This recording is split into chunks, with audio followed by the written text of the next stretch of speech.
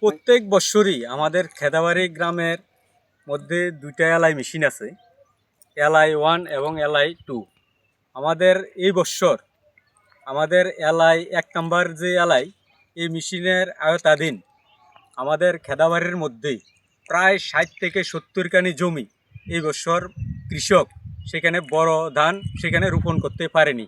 পাশাপাশি আমাদের এই খেদাবাড়ির মধ্যেই প্রায় দীর্ঘ 20-25 বছর পর্যন্ত এই পাথরের মধ্যেই এই কৃষকরা সেখানে বড় চাষ করে এবং এই চাষ করে এবং সবজি চাষ থেকে শুরু করে আমাদের এই 1 নম্বর এলাকার জল থেকে সেটা ব্যবহার করে থাকে জল পানি।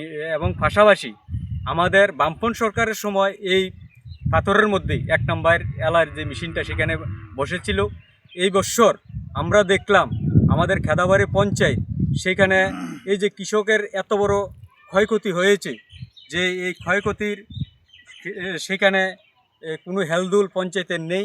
পাশাপাশি আমাদের এই এলাকার যে মাননীয় বিধায়ক শ্যামল চক্রবর্তী সেখানে বলেছিল যে এই পাথরের যে পাইপলাইনটা সেখানে মেনটেনেন্স করে দিবে বলে উনি আশ্বাস দিয়েছিলেন, কিন্তু আমাদের এই বিজেপি পঞ্চায়েত পরিচালিত খেদাবাড়ি গ্রাম পঞ্চায়েত সেখানে ওনারা আগ্রহ প্রকাশ করছে না যে না, MLA ফান্ডের টাকা দিয়ে আমরা এখানে মেশিনের সারাইয়ের কাজ সেখানে আমরা করব না।